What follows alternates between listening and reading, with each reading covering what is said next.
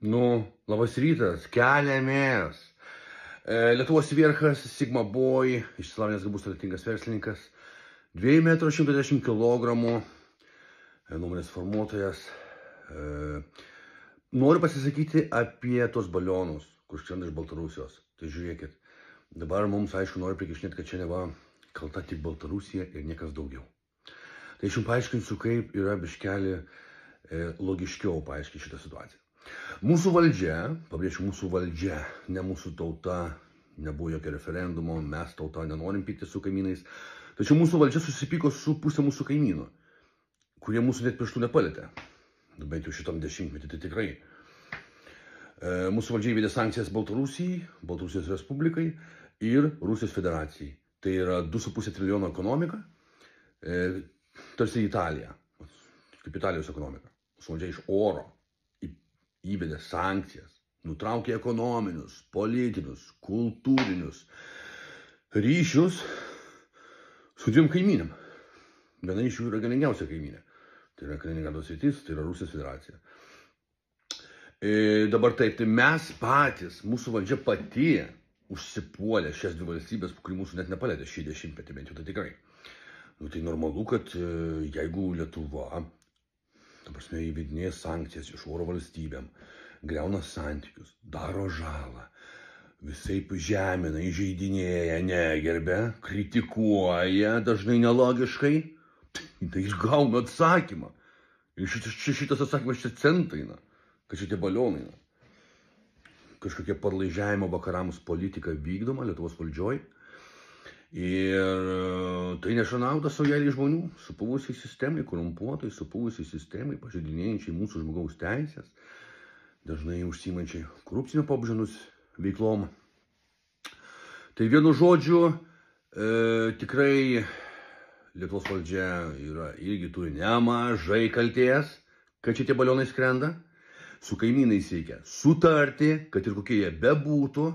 Taip, Baltarusija yra autoritarinis režimas, diktatūra, Rusija taip pat yra autoritarinė, bet jie eina į priekį, jie ten kūrė raketas, kariuomenės kūrė, ekonomiką kelia, prekiauja, ieško, nori eiti į priekį, nori taikos. Ir vienu žodžiu, o čia kažkoks tai kaimas išnaglėjęs, už kapeikas iš vakarų, jie čia kažką tai mūsų paprastų žmonių gyvenimą gadina. Kitas dalykas, jūs sakot, kad neva Baltarusija autoritarinė, Rusija autoritarinė. Taip, jos tokias yra, bet tai ten irgi valstybės.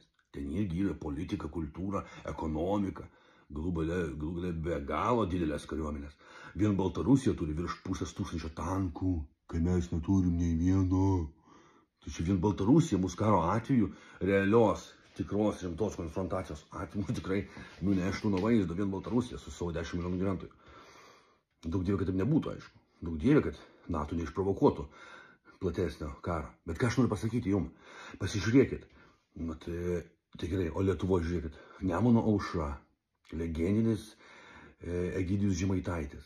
Jisai, jo partija 300 000 balsų laimėjo. Ir jų neprileidžia prie ministrų postų tam tikrų. Kodėl? Todėl, kad yra supuvusi sistema. Ir naujų jie neprileidžia. Tai taip pat. Baltarusija yra sistema, jie ten naujų neprileidžia kažkokio naujo prezidento rinkimuose. Panašumų yra. Mes tik tais, mūsų valdžia šneka daug ir mūsų valdžiai svarbiausias prioritetas yra pinigėliai. Plauti pinigus, daryti korupcinio pobūdžio veiklas ir taip toliau. Būtent dėl to per 30 metų Lietuvoje gyventojų sumažėjo 1/4. Tai yra labai daug. Ir skaičiau, kad 100 metų bėgyje Lietuva susidurs su labai rimtom demografiniam problemom. Kitaip sakant, nebus jaunimo, nebus gimstamumo, nebus kam dirbti, kam mokesčių mokėti, kam valstybę išlaikyti. Tikrai realiai tokia valstybė gali bankrutuoti arba gali netgi ir žlugti kažkokia prasme. Nedaug dievė, aišku, tfu. O aš čia likau, įkūriau sėkmingą verslą ir ką? Apgavo ant 7 štukų eurų įmonę, galimai su bendrininku, galimai sunkinančiom aplinkybėm. Prokuratūra iškėlė baudžiamą bylą. Policininkas greičiausiai, nežinau, neatliko pareigų galimai paėmė kyšį, Pist pradėjo ginti nusikaltėlį, pist nutrūko ikiteisminis tyrimas, pist niekam nieko. Tik aš vienintelis stresuoju, nervuojas, depresuoju ir kankinuosi 1,5 metų. Bėkite iš Lietuvos. Lietuva yra tarsi šalis ant išpardavimo, aš manau, galimai. Tai jau čia, man atrodo, netgi politikai supranta, kad čia ilgai šitoje šalis negalės funkcionuoti. Ilgalaikiai perspektyvai, tai 100-200 metų. Tiesiog yra viskas vagiama.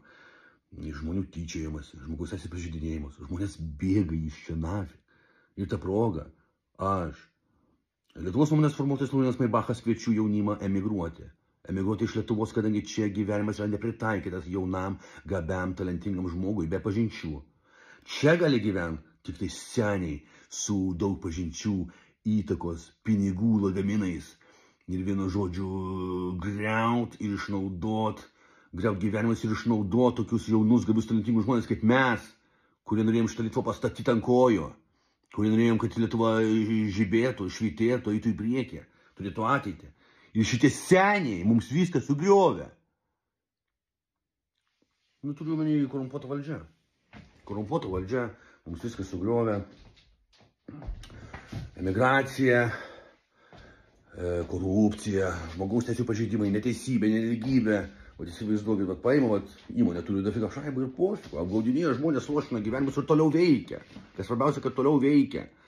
Toliau veikia ir visiškai jokių sankcijų, jokių kardomųjų priemonių. Nieko. Paima, apgaudinėja ir viskas. Nieko. Ir bendrininkas irgi. Prokuratūra iškėlė baudžiamą bylą. Ir profikių nei cento jisai neturėjo už nieką sumokėti. Nei minutė apykojas negavo. Nei minutė jį uždarė į kažkokią areštinę. Nieko. Bet ką reiškia pinigai ir pažintis? Tu gali legaliai daryti nusikaltimus. Tu gali legaliai daryti nusikaltimus non-stop. Tiesiog. Baisu, emigruokit iš Lietuvos. Labai prašau jaunimas, emigruokit iš Lietuvos. Čia gyvent mums ne vieta.